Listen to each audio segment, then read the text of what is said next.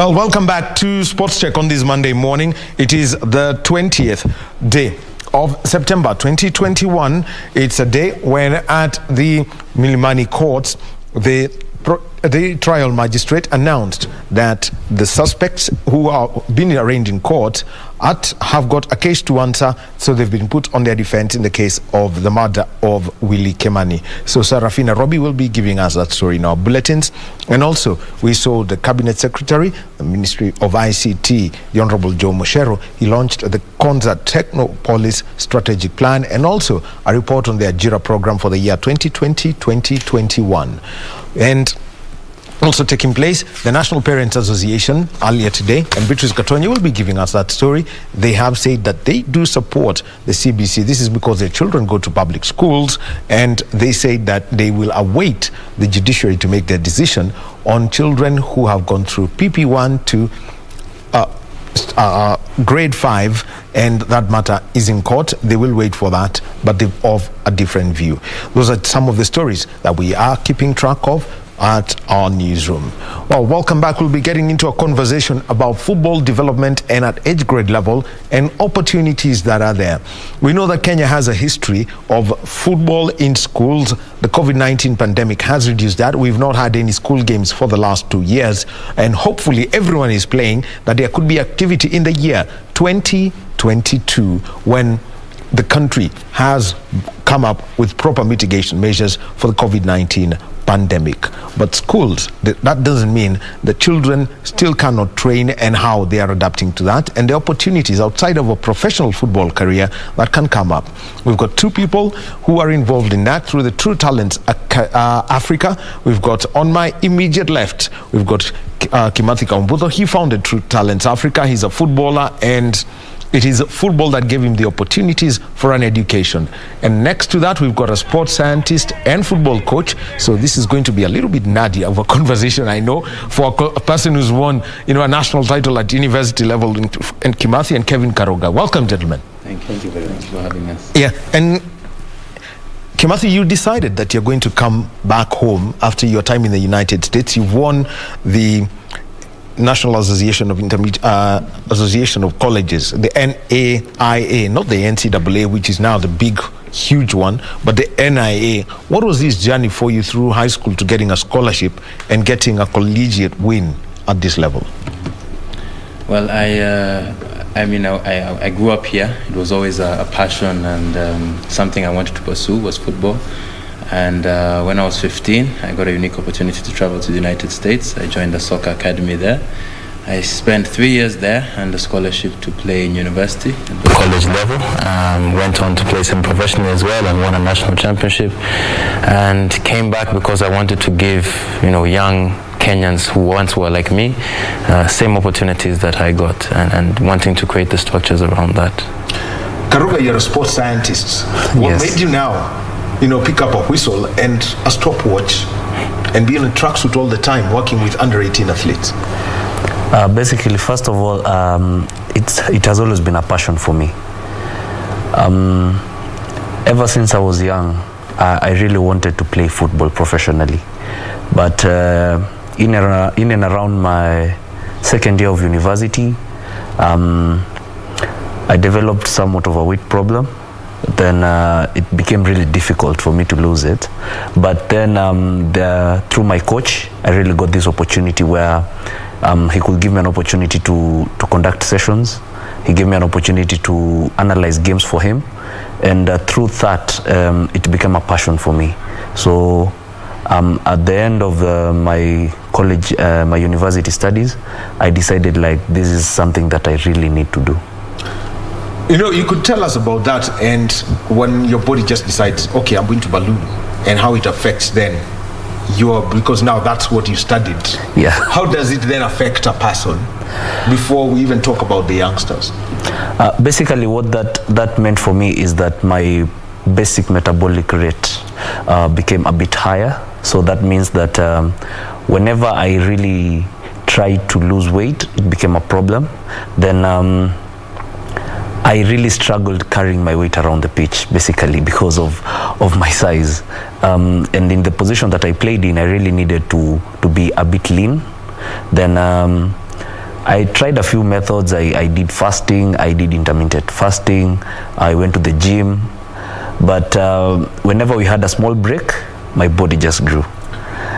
So it became a real problem for me. Chapatis. Kimathi, when you came back to Kenya and started, True Talents of Africa, what is it that, what was the founding philosophy for it, and deciding that you're going to work with schools rather than set up an independent academy? I think the main goal was just to give student athletes opportunities locally and internationally, to pursue football, because I knew from my own experience that football is actually a possibility if it's done in the right way. But not just on the opportunity side, we also had to create the structure in terms of development. What happens in this country a lot is people play until about the under 12 or under 13 level, and then they go to high schools, or they go to schools or boarding schools where they don't really have a focused program. So whereas in other countries their development is intensified, locally, once they go into these high schools and these boarding schools, the intensity of their training is actually lowered, and that means that we can't compete on an international level. So when we started True Talents of Africa, it was about going into these high schools and creating that structure from under 13 level until the under 18 level, to carry the students to that part of their development, so that they can get access to opportunities once they're 18, 19 years of age. Everyone talks about structures, and you're the under-18s coach. Yes. Kevin, you could tell us what's required, because at puberty, this is when everyone starts growing, and there is a physical development that happens, and goes on until around the age of 19. What is it from the perspective of your education that's required for these different age grades? If you look at under 13, under 15, well, let me put the under 18s and the under 17s together. Basically, what we really do mostly is that we understand that for children in this age group, they don't really require a lot of physical activity.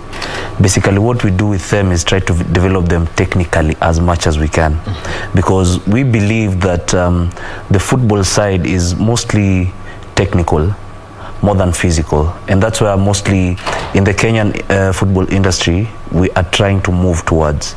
If you look at the recent even the recent national team listings, you find that it's made up of more technical players as compared to more physical players. So I think it's a direction that we are really generally going towards, and it's a direction where I believe in the next years will make us more competitive.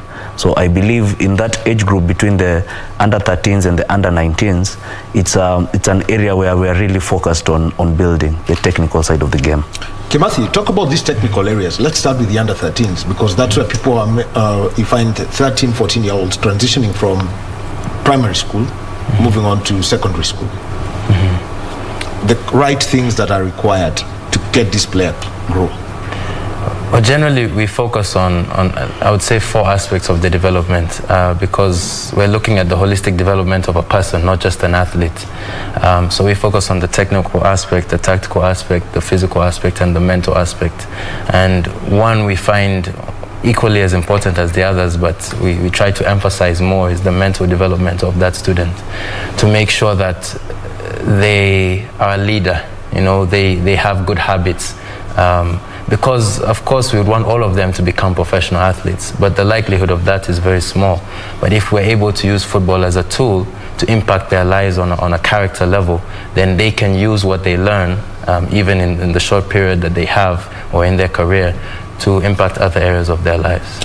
Let's talk about more specifically the technical, because I'll be coming to the tactical and also the physical and the mental progressively. What are the technical things that any 13, 14-year-old should know? I think for me, I would say that you have to analyze a team first. You have to understand what are the areas in which they are lacking. And at that age, it's making sure that they begin to pass like a professional. They begin to control the ball. They begin to understand how to head the ball, how to do certain football actions pertaining to having the ball with them. That's what I would say. Karuga, you are the coach here, and I'll tell you a little story from 2014. Some there was one firm that was involved in trying to get some youngsters, and they decided that some youngsters are going to be selected and they will get an opportunity to watch a few World Cup matches in Brazil. That was in 2014. And the coaches from Brazil who came, what they did is that they picked a football and they threw it to players consecutively. What some players did was handle the ball. The ball is thrown at them, one handled the ball. A second one, they handled the ball.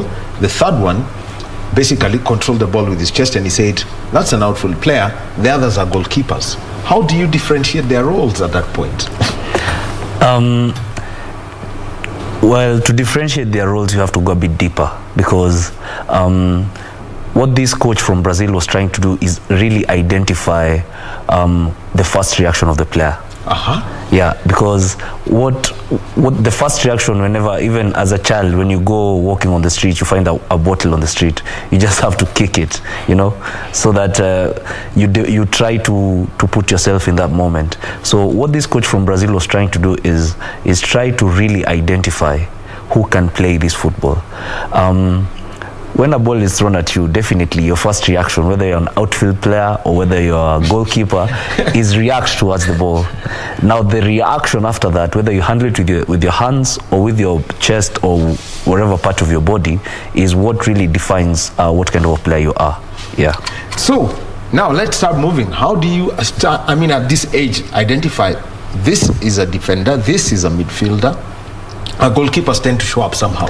Yeah. And this is an out-and-out striker. What we do at that age, under 13, under 12, is that we generally put them out there, basically on the field first. Try to have them having fun as much as they can. Through that process, then, you tend to do a little more positioning, where at that age, there is basically, you can't like tell them you're a striker and they move to the striking position.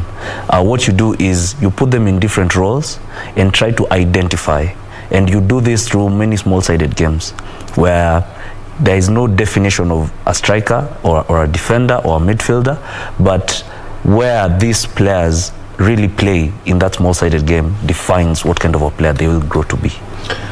Kimathi, it is at this point where the Kenya Secondary School Sports Association has got an under-16 football program. So here you are, and the competition aspect of it in school football is crazy, I have to admit, from what I've seen. But how do you then prepare these players that you've identified from a young age? How do you then move them to under-16 level where they can play competitively, but as well understand mentally what their roles are? I think it comes down to the coaching, because if you only have a coach that trains the team to win, then you are losing an aspect of development. Because if you're developing a player, it doesn't necessarily mean that you're going to win a game. I'll give you an example of once you're playing out from the back, which you see a lot of teams do nowadays. It's a very dangerous way of playing, especially if you have players who are not used to playing with each other, or maybe they're still in development. They try to play that way, and then maybe they get some goals scored against them. As opposed to a coach who says, just get the ball up the field, let's just kick the ball, and let's just try and put it in the net. That approach is detrimental to their development, because then they're not, keeping the ball or not understanding how to use the ball properly. They're just strictly trying to get the ball into the goal. So I think it comes down to the coach and ensuring that they use one side to support another side, and don't just focus on the competition aspect, but also on the development aspect. Well, you mentioned something. The tiki-taka football is not good. Route 1 football is not good. Kevin Karuga, tell us then how you get these players to understand how to play as a team. People who trust each other, not just playing together. Well, first of all, what we try to do as an academy is really bond with the players, have the players bond with themselves, because it is a delicate area where, if not done properly, will not give you the right result as a coach. What you do first, you try to make them realize through playing a few series of small games and fun games, where the lesson of the game is teamwork. So by doing that, even making them translate that onto the pitch is much easier. Yeah. Were you working with schools? And this is where there's a lot of excitement about sports. I know in several secondary schools in the country, the moment you join, one of the things you're told in Form 1 is you must pick a sport, depending on the culture of that school. Yeah. Tell us about what you realized was the gap between what your mindset is and what the school's existing system was from the schools that you work with. Let me talk about okay, the general experience in some of these schools is, yes, they may have a sports program, but it's really just a teacher that maybe has been assigned this specific sport, and maybe they have a little, few equipment or that they can use to implement that sports program. But it's not really, directed at their development, and it doesn't really give them opportunities beyond high school level.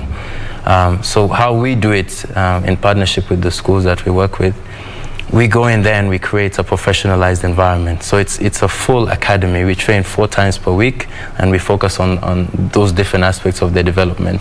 And that's how we really do it. So it's more of an intensified, professionalized program, not just something where a teacher comes with a few balls and gives the students, and the students just play by themselves. Things that every age grade coach should know, Kevin, if you were to start. When you're looking at the progression, if you want to move to St. Joseph's Kitale, what are the things that age grade person dealing with 16, 17-year-olds should know? Well, first things first, at that age, really, it's about development. Basically. You're talking about development. Yes. And I will come to that, because what are these things that they should know so that what you have is development going on? Generally, what every age grade coach should realize is that upon every aspect of football is the baseline, which is a team. When you go into a team, the first thing you do is identify the different characters of players you have. You might have a player who talks too much. You might have a player who is silent. You might have a player who is very outgoing, introverted. And it's about identifying and building and bringing them together such that they form a team. Moving forward, you realize that as a coach, everything you do is about the player. Every aspect of your life from there is about the player. So even as a coach, you become like a role model for these players. You become a person that they look up to. So aside from the football side of things, is mostly about building your house. And to build a house, you don't start from the top. You don't start by, let's win these matches. No. You start by building from the bottom, identifying characters, identifying different aspects of the team, so that once you start now moving into the development and even moving into the game tactically, you have the players ready to play, ready to fight. You mentioned about the physical development. This is an age at which some of these the young men and the young girls are growing. You've hit puberty, and I mentioned the body is growing. How then do you take them through the physical exercises? I mean, if you go to any high school today and you have what is known as kuweka pums, getting into that physical aspect of it, to use Kenyan language, how deep? I mean, how do you do it? Because these young people are growing, and at the same time, their skeletal structure is not fully formed. I'll start with you, Kimathi, before I come to the sports scientist. Yeah, so I think it's about making sure that the skeletal form of the player is fully developed before you start using heavy weights.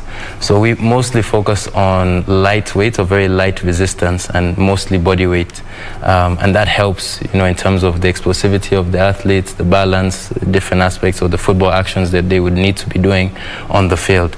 But really focusing on heavy weights for a student who is 15, 16, who hasn't fully developed, can actually be detrimental to their development. What's the right way to do this, Kevin? Because this is something that you can't fully explain.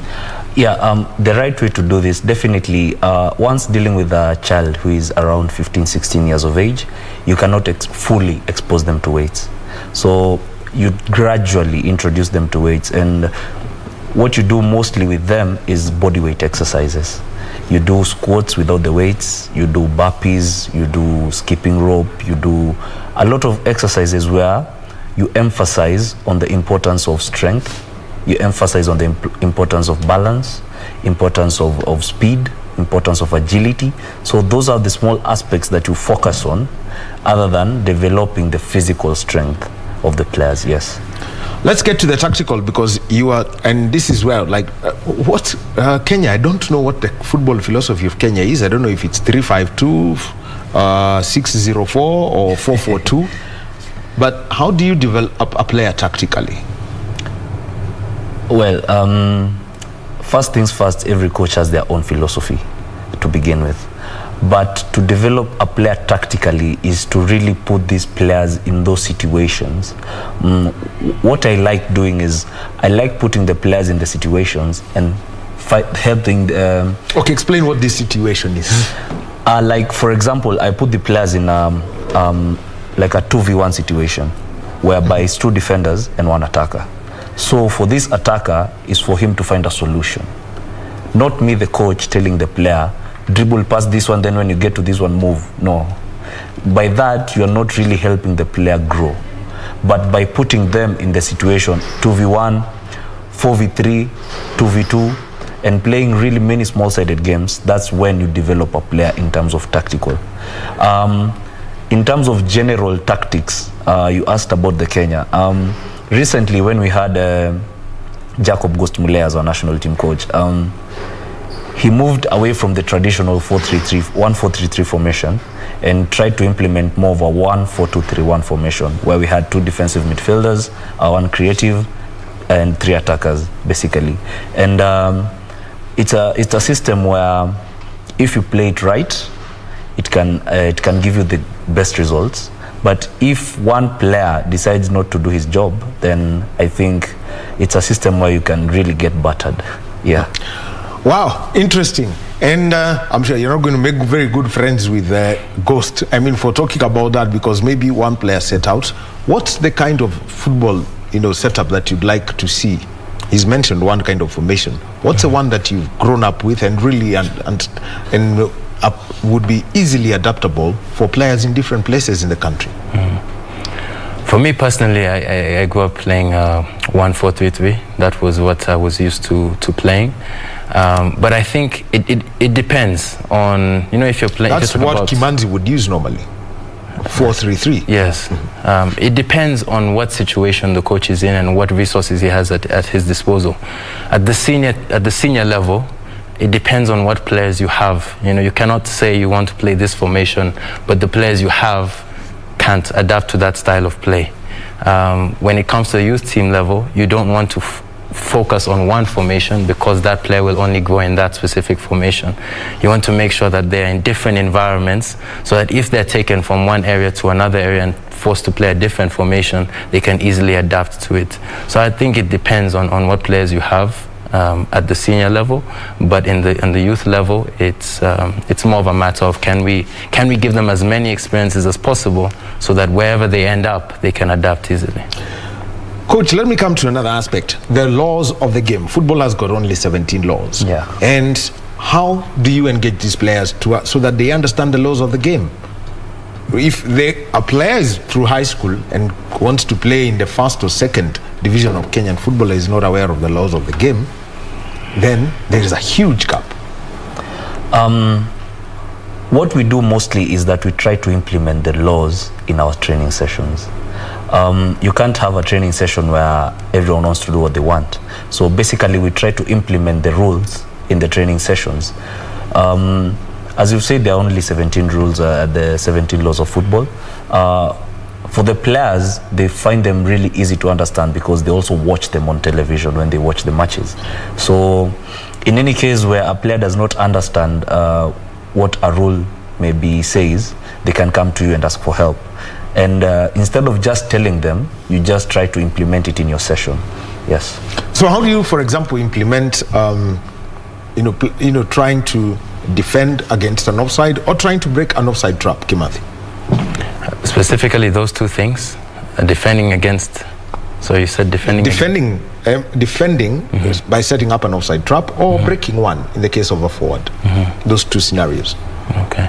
Well, you really develop a session that would put them in those kinds of environments, and then you teach them certain principles.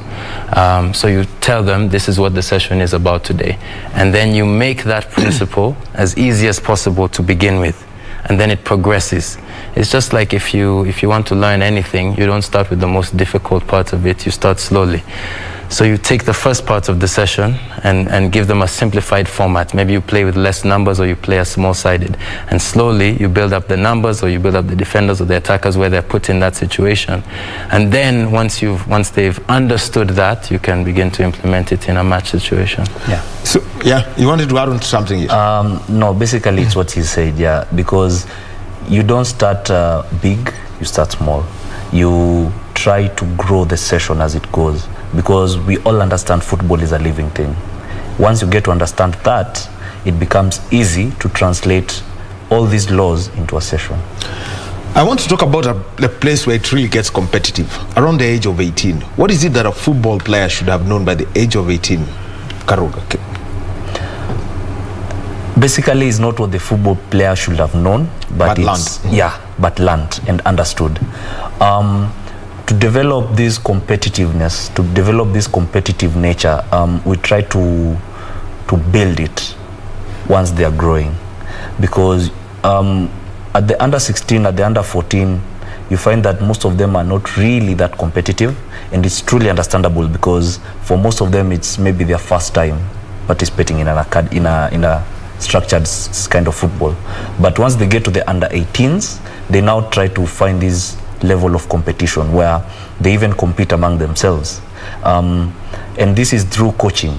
This is through putting them in situations where you need to compete. This is putting them in situations where if you lose, you do something. So you tend to put your effort, to put your everything into the session so that you're the winner. And through this, you develop even that sense of competition going into matches, going into senior football. Yeah. Kimathi, there are two kinds of players eventually. There are those who are just naturally gifted, and there are those who've got to work twice as hard as everybody else to be where they are. You won't find them dribbling, but you will find that they will do everything right. How do you handle these two kinds of people? I want to think of who? Somebody like Thomas Müller of Germany, and then you've got a natural genius like Lionel Messi. How do you deal with these two opposing characters?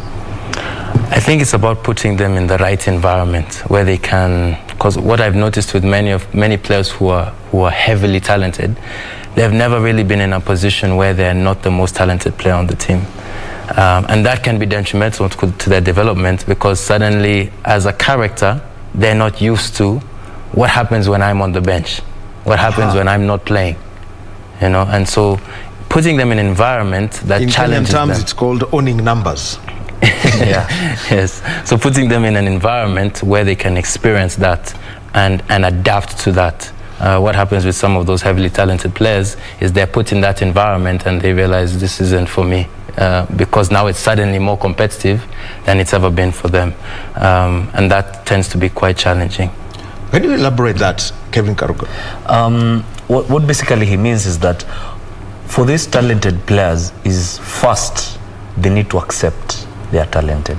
They need to realize it for themselves.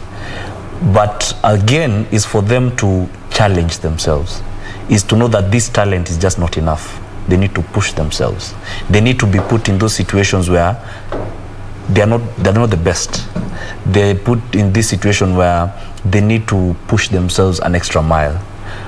Putting them in a different environment, maybe bringing on a different coach who really doesn't know them, but they're just there to teach football. They're there to conduct a session.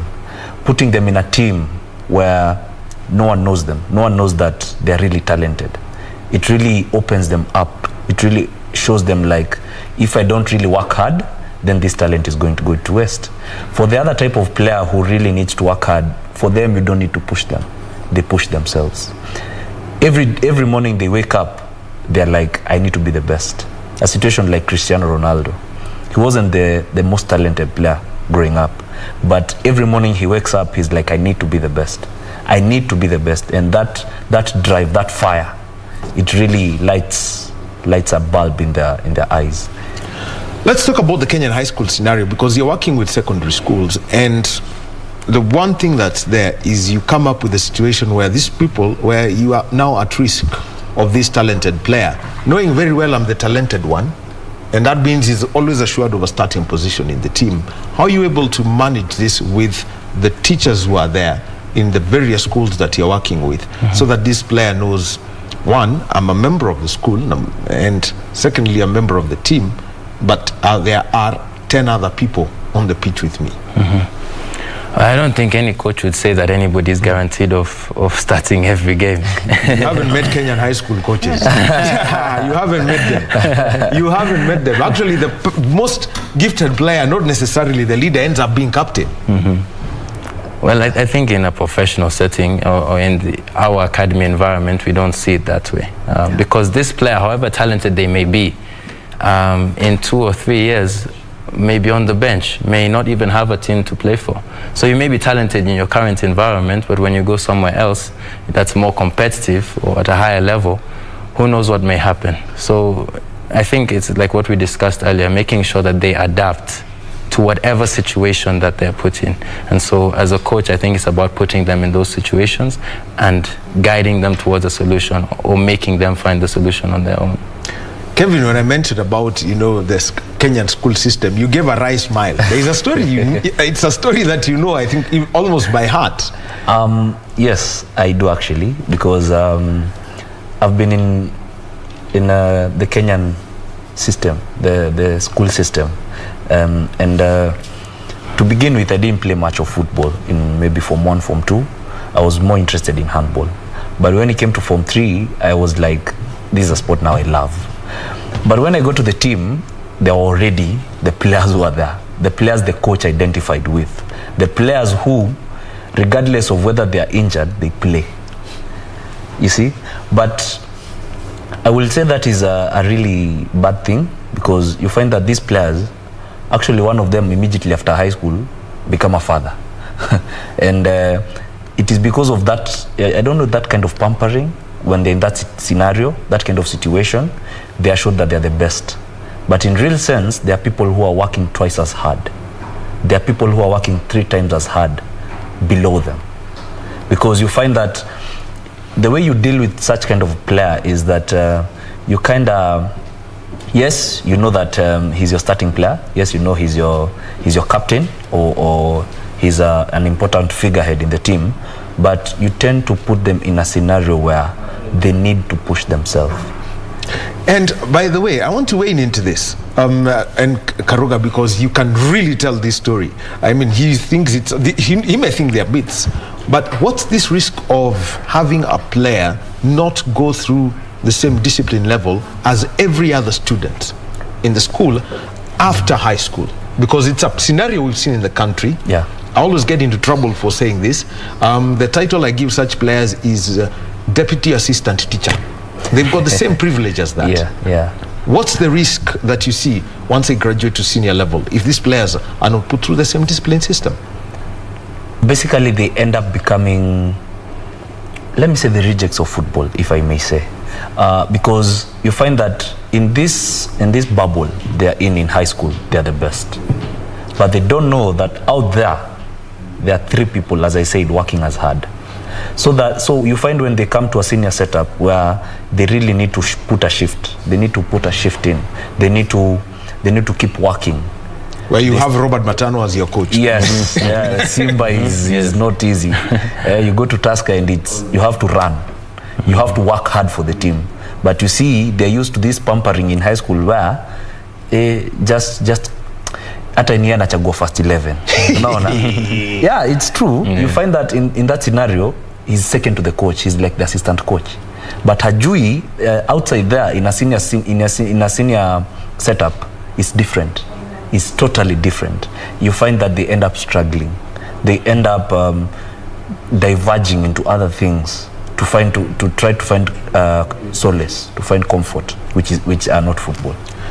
Now, let's talk about career pathways that come from football, not only professional football, but the scholarship system that would help somebody who's both academically gifted and athletically, and has got a gift in athletics. You have seen it firsthand. Tell us about how this works, the opportunities that are there within the country and outside the country. Yeah, so I think it's common in Kenya. Because we watch the Premier League every weekend, we think, or we watch the European football, we think that it's just as simple as traveling to London and then you go and you find, Arsenal Football Club and you ask, can I have a trial? And then Arsenal doesn't do trials for the senior team. They do trials for 13-year-olds. Exactly, but this is something that especially many youth players are not aware of. They think it is that simple, or that is how it is. They don't think about all of the different players in the world that are also looking for those kinds of opportunities. So I think the first thing that we try to do is educate not just the players but the parents, so that the parent doesn't end up paying 300,000 for their son or daughter to go and travel to Sweden, not knowing that that player may not get signed or may not get an opportunity. And at that point, that player is thinking, I'm going and I'm never coming back to Kenya because this is my big opportunity. Yeah. So educating parents on exactly what they can expect if they want to pursue a football career and the realities of it. When it comes to the college environment, I would say the US is different to many places because it fuses education and athletics at the same time, and also gives a lot of scholarships to talented sports persons around the world. So that's one pathway that we use a lot. In fact, we've sent several students to our partners on that path, and they've attained soccer scholarships to play in places like the US. What are some of the career paths that they're taking, the academic degrees that they could be taking at college level? Okay, traditionally, many of them are, taking business and the simple ones, because when you think like an athlete, you're really going there for the football, but they haven't maybe discovered themselves enough outside of football to know exactly this is the path that I want. So they take a general course and then they hope to find themselves, along the way. That's what I would say they usually do. Career pathways in officiating, in other aspects, not just being an official, you can also be a coach, you can serve in other things. There is the big world, football scouting and how the entire football ecosystem. What are the opportunities available for people all around? Basically, in the world of football, there are very many opportunities. There is one untapped area where I really feel people have not really looked at it a lot, and it's sports law. Yeah. Sports law is a very broad field, where you see some of our athletes who are even involved in these doping cases, some athletes who are maybe involved in a hit and run. You find that they just go back to a lawyer who maybe a civil lawyer, but there really needs to be a sports lawyer, a lawyer who deals with sports related incidences. And I think it's a field that is untapped in the country, and there is a big opportunity for it. In terms of now football as a general, aside from a player and a coach, there's also a referee, there's also a football agent, there is also a fitness trainer. Those are some of the fields where I feel maybe if you really want to go into football or into sports, those are some of the fields I feel are really pathways. How has it been received by the schools that you're working with? Because it causes a total shift in thinking. I have seen high school sport. I know what it's like and how it has changed, over the last 20, 25 years. Through my high school days, how it was, and what it was, say, 10, 15 years ago, what it was 5 years now. What are the learning lessons they're saying when they come and find somebody with something that's structured rather than the 2020 system? I think it's been very positive.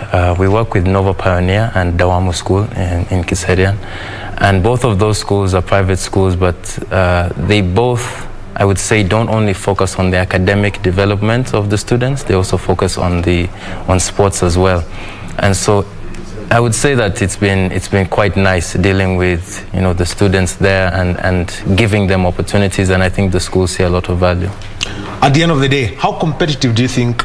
I know it takes a lot of time to develop players and get to what you want. By the time the schools you're working with get into that culture, how competitive can they be at national level such that Kakamega High School may be tempted to do the poaching that they usually do? They can be really competitive. It's a situation where you find a player who maybe gets into the school at Form 1. By the time they get to Form 4, they'll have experienced a level of coaching that previously they are not exposed to. And other schools are not really ready to provide, because for them they just get a games teacher, be in charge of football. But in a professional way, when you get a player working with you from Form 1 to Form 4, you have 4 years, a whole 4 years to develop this player. So by the time you see this player at Form 4, he's really competitive. It can be a great opening for them into the sports world. Kimathi, I'll give you the closing words. What needs to be done at the moment? Because everyone's talking about the Harambee Stars and the football system in Kenya, low-scoring leagues and all that. Rather than have 2 goals a game, we're talking about 1.3 goals a game. What the correct pathway the country should take, if I was to I think if we'd have to be here all day and we could talk about all the different changes that need to happen, but for me I would say the last and final thing that needs to happen, or the most important thing that needs to happen, is just to create a structure of development from under 10 level until the senior level, to just ensure that there is a system of development of football players. The cost of this, I mean, how much does it cost to invest? Because Kenya is an instant coffee republic. People want results yesterday for something that's happening tomorrow. I think if you look at other countries, it's never happened like that. You can't expect results overnight because players don't develop overnight. You can't take a player who is 18 years old and has already developed to a certain level, and by the time he's 19 is completely transformed. It doesn't work like that. So there is some investment that needs to take place, but I don't think it is that difficult, especially if we fuse education and football together, particularly in high schools, and ensuring that if we can get several high schools in different counties having teams that are training consistently, I mean, you can imagine if we were to select a team from each county based on that kind of structure and then select a national team from that, you would have some extremely talented players.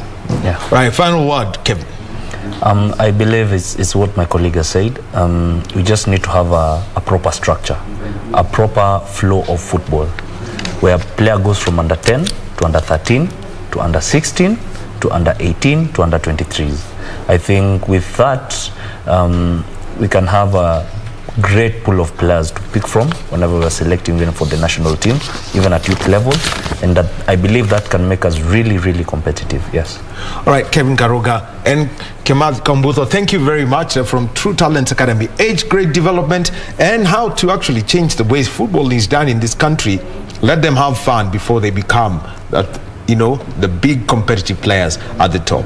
Thank you very much for watching us, joining us for the last 2 hours. My name is Daniel Wahome, and on behalf of the team that put this program together, I want to say thank you, and also to you, thank you very much. Our sign language interpreter this hour has been Anwangeshi, and now we're joined by Gladys Mongai, who's going to come in with Kurunzi ya Mashinani, and after that, the interview program Tamrini. Have a good day.